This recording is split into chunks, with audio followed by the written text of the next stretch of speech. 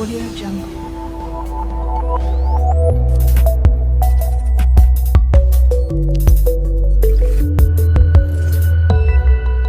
Audio Jungle.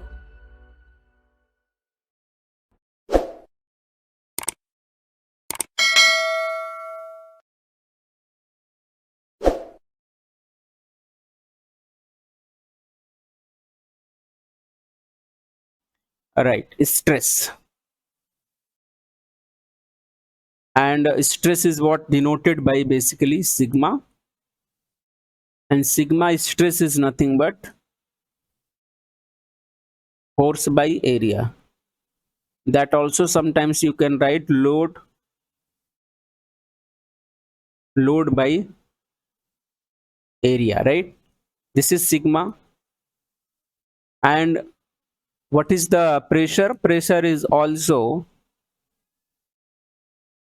P. Pressure is also force by area. Force by area, right? Now what is the difference?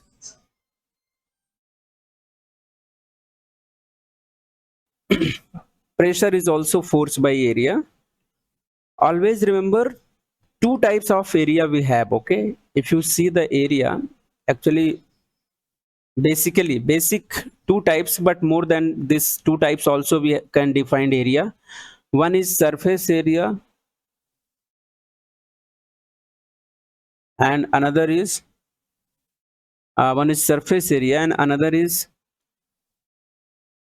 cross section area. Okay, cross section area,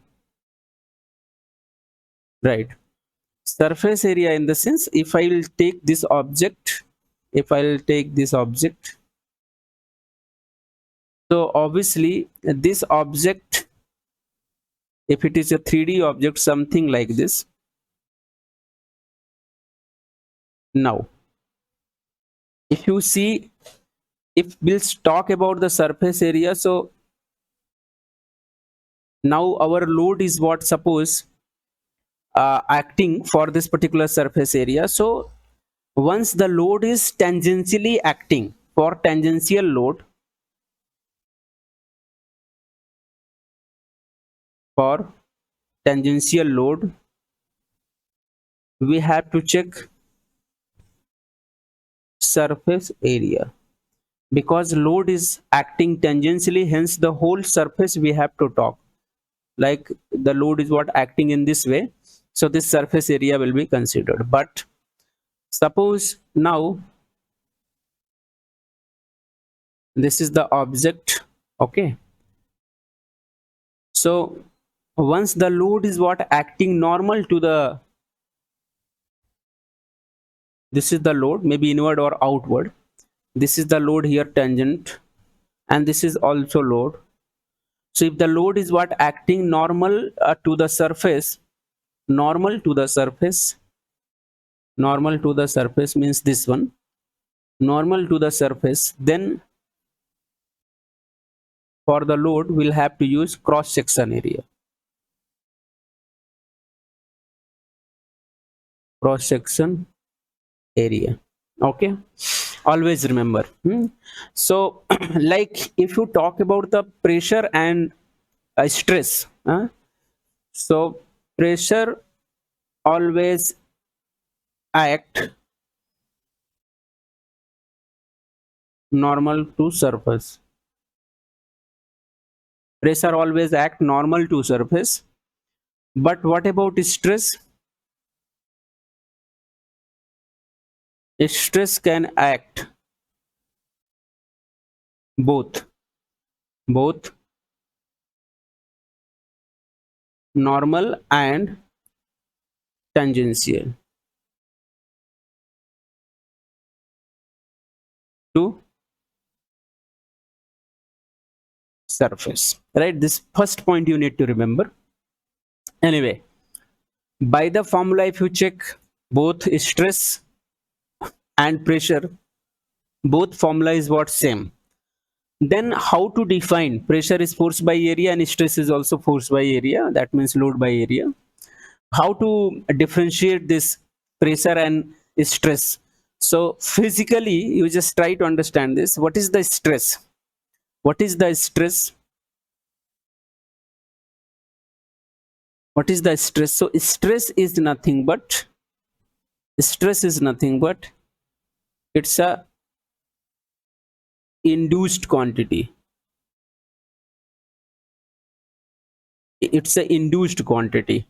An induced quantity, but it's a internal property. It's a internal property.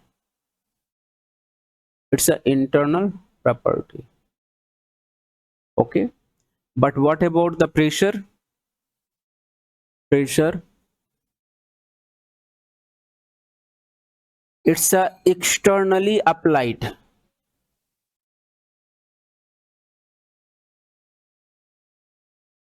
Externally applied. Okay. So basically, if you define what is the stress, if you define stress, so internal resistance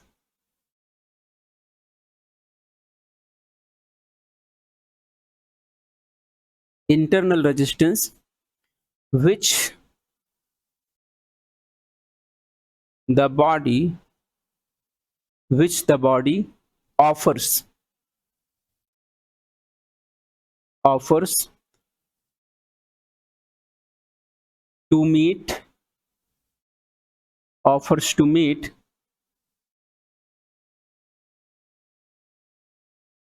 with the load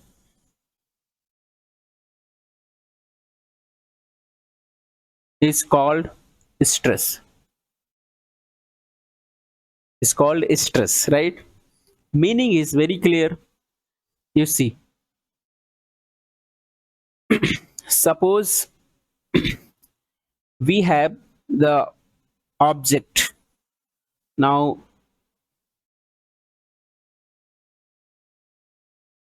this is the object, something like this. Okay. Once force is what acting, suppose the force is nothing but acting on the surface of this object, and force is what suppose acting in this way. This is the load P, I can say. Okay. The load P, or the same, you can draw the same object something like this and you can show. So meaning will be same. That orientation of object can be anything. Can be anything. So the load is what something like this, maybe inward or outward. If it is inward, then it is compressive load. If it is outward, then it is tensile. This is what compressive, and this is what tensile, right? Maybe compressive or tensile. Correct. Now once load is what acting on the surface, then what this surface uh, particles will do. Okay, it's very clear that particles will try to resist the body. Okay, suppose I'll show you again. Suppose this is what surface. Okay, suppose this is what surface. Over this surface load is what acting. This load is what acting. Huh? This load is what acting. So what these particles will do, particles of the object, what these particles will try to do, these particles of the surface will try to resist it. So this load is nothing but resistance force. Obviously it will be Fr, and here this is the F, which is nothing but applied force.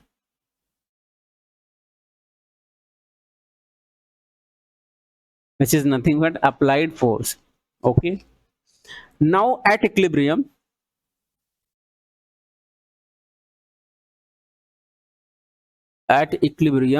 your F, which is nothing but load, this also you can say P. F is nothing but load P, and this is always equal to Fr.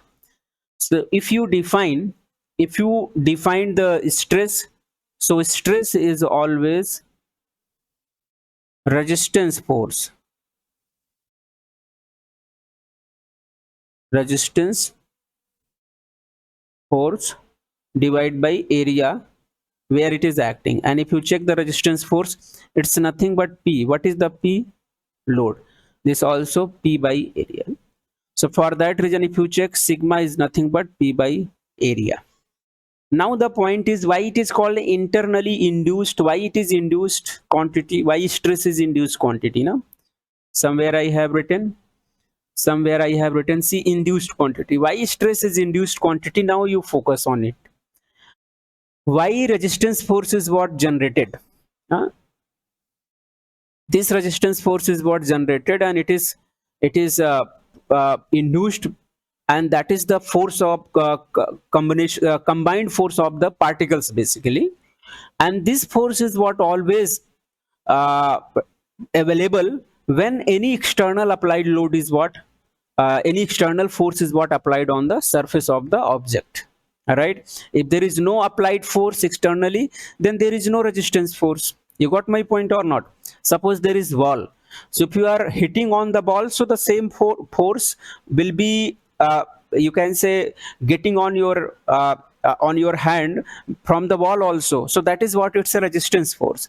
So until unless you are not applying any external force to the wall, you are not feeling any force from the wall. So the point is very clear. If you are applying the load on the object externally, if you are applying the load on the object, so internally resistance force will be developed. And this internal resistance force basically because of the particles of the body. Okay, particles of the body, it's a combined effect. No? So for that reason, it is also called induced quantity, because stress always induced when any external forces are applied on the object, so that object will have internally resistance force, and that internal resistance force by area will be the stress, and then only stress will be induced. Okay, then only stress will be induced once there is the externally applied force. Now also you can understand in this way also. See, suppose this is the object, in multiple way you can understand. This is the object.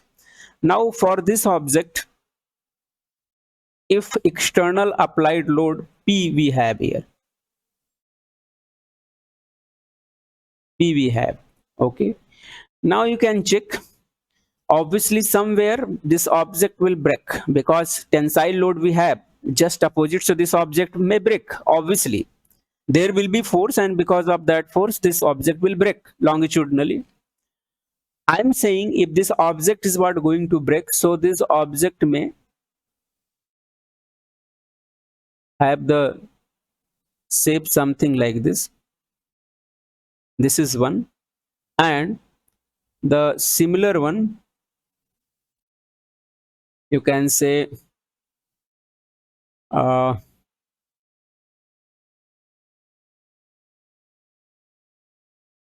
of the part,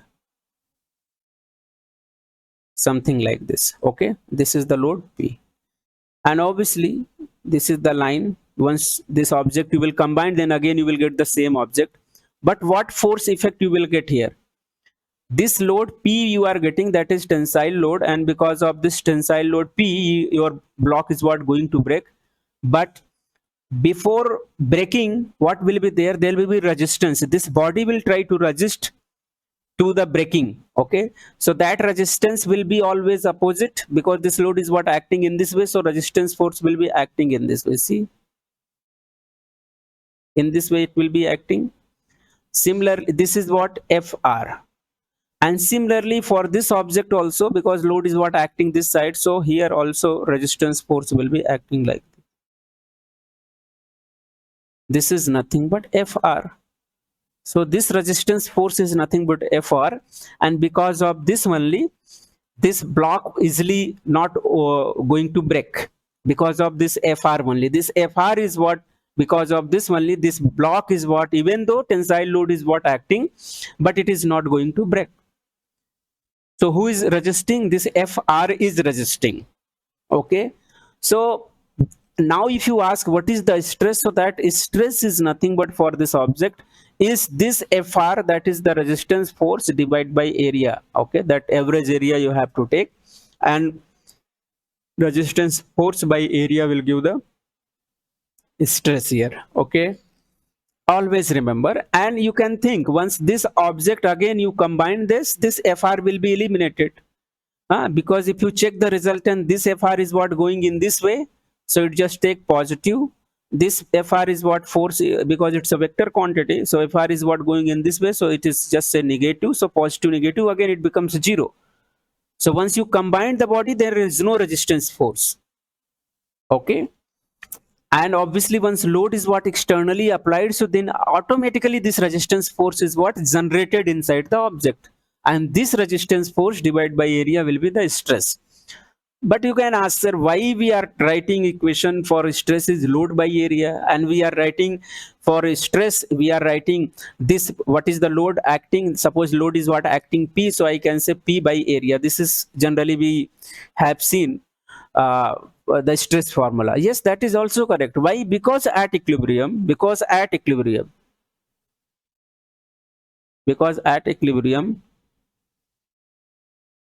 we have resistance force is equal to load P. Now see, this resistance force is balanced to this force, and this resistance force is balanced to this force. Yes or no?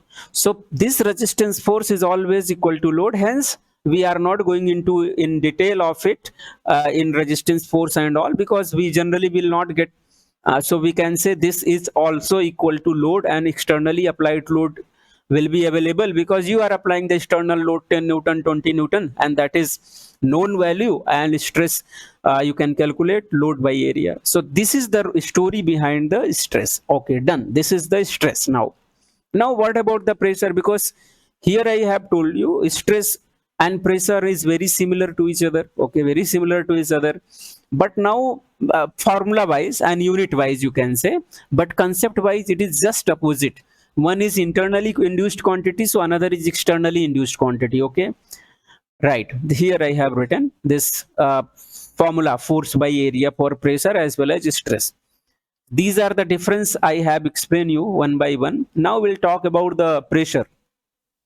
So what is the pressure? If you see the pressure,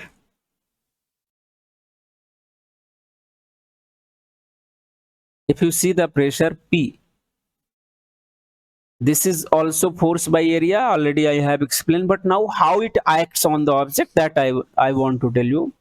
Always remember, very important, always you need to remember this pressure is what always acting normal to the surface. Normal. For example, I can see, this is the very feasible example. I can take one container. This container I have taken, right, something like this. This is the container. Now inside this, suppose fluid is what filled. This is the fluid now.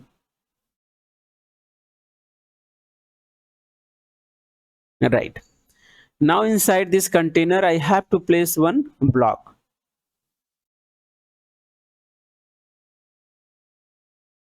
This is the one block I have placed inside the container. You will just try to understand. It's very easy. You will understand. Okay. So I can take this ball here, solid ball, and it is placed inside the fluid. What these fluid particles will do? These fluid particles will be acting normally to the surface, means in this way.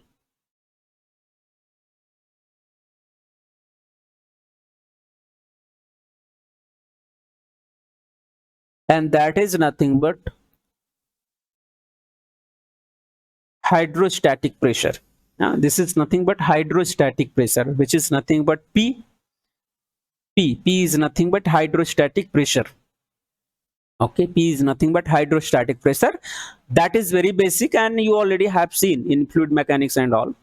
So the point is, pressure by nature, if you see pressure by nature, it's a compressive. By nature, always remember, pressure is what? Compressive. By nature. Compressive means force is what going to compress the object.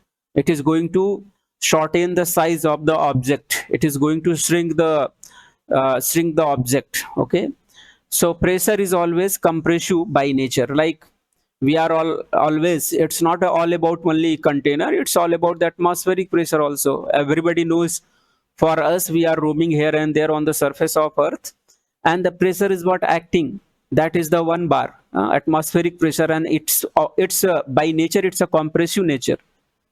uh, the the air particles what is surrounding to the earth, the air particles making one layer, and that is nothing but atmosphere. Multiple layers are there: troposphere, stratosphere.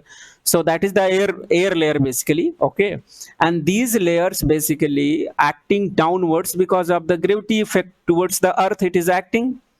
So because of it only, this layer which is also creating the pressure, because it is trying to pull towards the earth because of the gravity. So it's a simple, I mean, you can understand, it's a very simple. So whatever the pressure by nature, always it's a compressive nature. It's on atmosphere zone, or it's on the fluid zone. I mean, inside the container, it is the same concept. So pressure is always by nature, it's a compressive nature. One thing. Second thing, pressure is always acting normal to the surface, acting normal to the surface. And third point, which is very important, it is always externally applied. Pressure is always externally applied. Like for us, we are roaming here and there on surface of earth, but externally atmospheric pressure is applying on our body. Similarly, if you check, this object is what we have inserted inside the container, and over the surface of this object, the fluid particles inside the container, the fluid particles are applying pressure, applying pressure. And it's what? It's a externally application only. There is no internally. Just like stress was internally induced, but for the pressure, there is no internally. It's a externally applied quantity. It's a externally applied quantity. Externally applied quantity. Very simple example, like how to feel that. It's a simple example, like uh, any, I mean, object. Okay, like see, this is the suppose container. Here it is filled with very high pressure gas. It's filled with very high pressure gas. Okay, it's filled with very high pressure gas.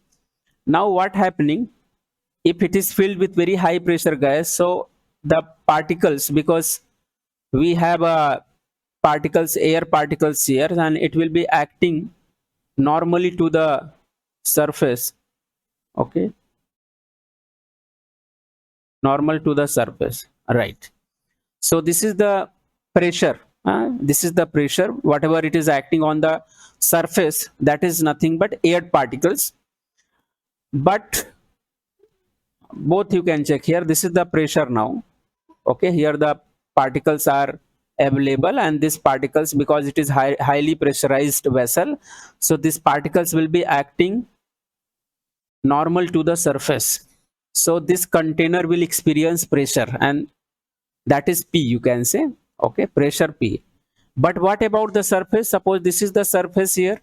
So what about this surface? This surface, this particle, obviously this surface of the vessel also made by some particles. So these particle will try to resist this pressure, yes or no? And it will try to resist along the surface of the vessel. Okay, so this resistance of the pressure, externally applied pressure, this resistance, internally resistance quantity will be called as stress, because this air particles will try to try to compress on the surface of vessel. Okay, so if it is trying to compress the surface of the vessel, so this vessel should burst out. It should break, the surface should break, the surface should open, it should burst out. But why it is not bursting? Because this vessel also made by some material, and these material will have a particles, and these particles will be resisting this pressure. and these particles is what resisting this pressure. So that resistance will be internal resistance, and that internal resistance induced in the surface of the vessel. Okay, and that resistance induced by the surface of the vessel will be the resistance force, and that surface area of this vessel will be the force by area, resistance force by area, Fr by area. Area is the surface of the vessel, will also be the stress, and this stress called as a hoop stress. So everywhere stress will be acting. My point is, it may be uh, it may be normal stress, maybe tangential stress, maybe it's a longitudinal stress, maybe it is hoop stress. So once such type of stress, which is basically used to prevent the bursting of the any spherical surface, so that stress will be called as a hoop stress. That also you have to study. So my point is, always remember, if anywhere for any kind of vessel a pressure will be acting, so that pressure will be acting because of the fluid, so that pressure will be always resisted by the stress quantity. Pressure will be resisted by the stress, and that stress is nothing but internally induced quantity. So pressure becomes externally, and internal quantity will be the stress, because area will be same for both, right? So hope everybody understood the difference between the pressure and stress. Now it is clearly proved stress is always internal induced quantity and pressure is always externally applied quantity. That's all. This is the big difference between the stress and pressure.